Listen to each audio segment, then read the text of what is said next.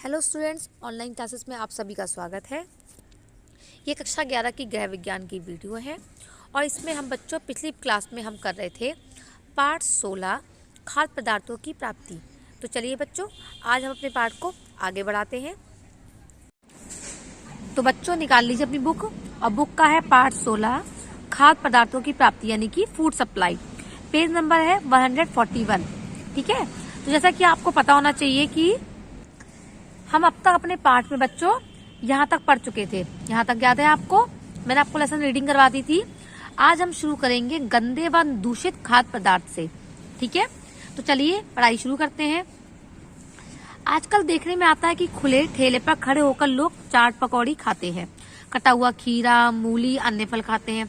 किंतु ये सब लोग इस बात से अनभिज्ञ होते हैं कि हम इन चीजों का स्वाद तो ले रहे हैं, किंतु स्वाद के साथ साथ विभिन्न रोगाणु हमारे शरीर में प्रवेश कर रहे हैं। बाजार में कटी सब्जियां या बिना ढके चाट पकौड़ी पर मक्खी, मच्छर इत्यादि बैठ जाते हैं। इनके बैठने से सब्जी, फल, मिठाइयों पर कीटाणु रह जाते हैं, जो मनुष्य द्वारा वस्तुओं का सेवन करने से उनके शरीर में प्रवेश कर जाते हैं और रोग फैलाते हैं। इसलिए कटे हुए फल या फिर बिना ढके फल नहीं खाने चाहिए। बाजार से फल लाकर धोकर ही खाने चाहिए। दूध को लाते समय दुहते समय अनेक जीवाणु प्रवेश कर जाते हैं, जो रोग उत्पन्न करते हैं में महत्वपूर्ण भूमिका निभाते हैं। इनसे टाइफाइड, टबेडिक रोग हो जाते हैं। दूध के अलावा पानी से भी जीवाणुओं का संबंध होता है। शहरों में दूध व पानी के द्वारा ही टाइफाइड, टपेडिक, हैजा आदि रोग होते हैं। पानी को हमेशा कैसे पीना चाहिए? उबाल कर पीना चाहिए। और खाद्य पदार्थों को हमेशा जाली से ढककर करना चाहिए। और हमें बाजार से लिया हुआ कोई भी सामान खुला या कटा हुए फल वगैरह जो होते हैं उनका सेवन नहीं करना चाहिए। हमें घर लाकर फलों को धोकर और स्वयं काटने चाहिए। अब है बासी व सड़े गले पदार्थ। कभी कभी भोजन जब ज्यादा बन जाता है और रखा रहता है तो उसके पौष्टिक तत्व नष्ट हो जाते हैं और खुला रहे तो दूषित हो जाता है। ऐसे भोजन का प्रयोग करने से पाचन क्रिया पर बुरा प्रभाव पड़ता है। जब खाद्य पदार्थ में दुर्गंध आने लगती है तो ये सड़ गल जाते हैं। इनका प्रयोग नहीं करना चाहिए, ये शरीर के लिए हानिकारक होते हैं। आटा और मैदा आदि समय का हो तो उसमें कीड़े पड़ जाते हैं। पुराना राजमा, उड़द, लोबिया, मटर, चने इत्यादि में घुन लग जाता है। इनका प्रयोग नहीं करना चाहिए। इन वस्तुओं को जितनी आवश्यकता हो उतनी खरीदनी चाहिए। विश्वसनीय दुकानों से खरीदना चाहिए। पुराना घी भी खराब हो जाता है, घी की मात्रा भी कम खरीदनी चाहिए। यानी कि जो पदार्थ खराब हो जाते हैं, जो सड़ गल जाते हैं या घुन जाते हैं, उनका हमें सेवन नहीं करना चाहिए। महंगे खाद्य पदार्थ। कुछ खाद्य पदार्थ ऐसे होते हैं जो महंगे होते हैं। भोजन संतुलित बनाने के लिए उच्च वर्ग इसका प्रयोग करता है, किंतु यह जरूरी नहीं है कि महंगे पदार्थों से ही भोजन संतुलित बनाया जाए। गृहिणी पर निर्भर करता है कि भोजन को किस प्रकार से व्यवस्थित करे कि सभी पोषक तत्व आवश्यक अनुसार आ जाए। जैसे कि महंगे पदार्थ हो गए आपके बादाम, काजू, पिस्ता, इसकी जगह आप इस्तेमाल कर सकते हैं मूंगफली का। अंगूर, सेब, उसकी जगह गाजर, टमाटर, हरी पत्ते वाली सब्जियां। दूध, सोयाबीन का दूध इस्तेमाल कर सकते हैं। ठीक है, अब है अल्पकालिक खाद्य पदार्थ।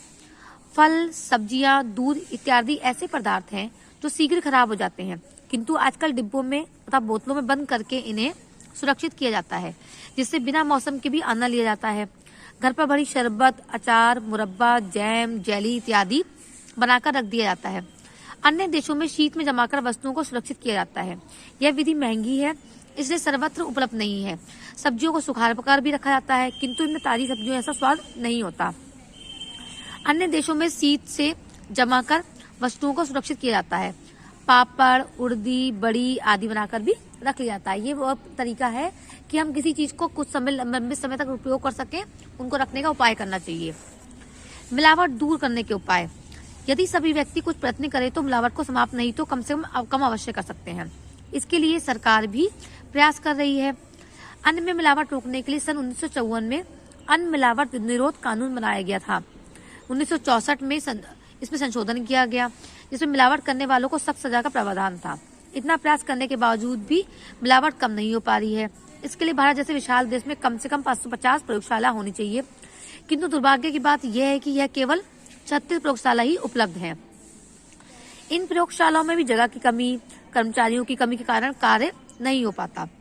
एक बड़े शहर में एक ही इंस्पेक्टर कैसे दूध, घी, मक्खन, क्रीम का परीक्षण कर सकता है? आज प्रत्येक व्यक्ति को चाहिए कि मिलावट की समस्या के प्रति जागरूक रहे और शुद्ध खाद्य पदार्थ शुद्ध करने की कोशिश करें।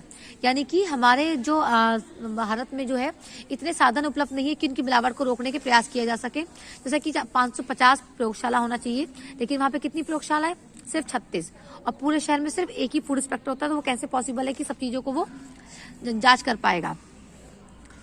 खरीदारी के साधारण नियम।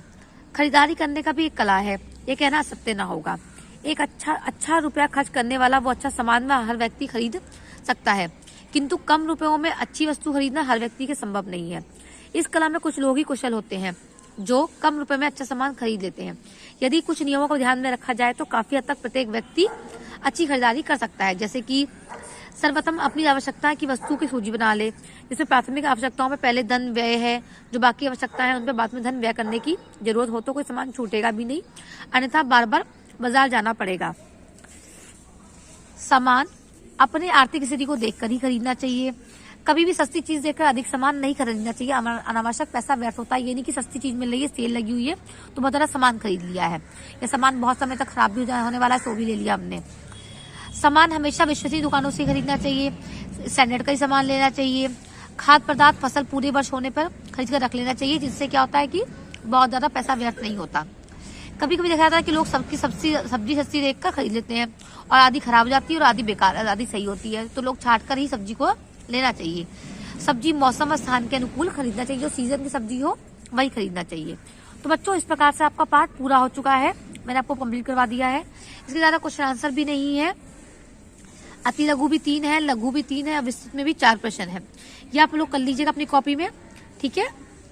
और सारा काम अपना कंप्लीट करके रखिए। जैसे ही स्कूल खुलते हैं आपकी कॉपी चेक की जाएगी, क्योंकि जैसा कि आपको पता है कि आपके प्रैक्टिकल में कॉपी को मैं चेक करूंगी, उसके मार्क्स मिलेंगे। तो अपना काम पूरा करिए और सारा काम करवा के फिर आके जल्दी जल्दी उसे चेक भी करवा लीजिएगा। ओके बच्चों, आज की वीडियो में इतना ही। हम लोग फिर नेक्स्ट वीडियो मिलते हैं, तब तक के लिए बाय बाय।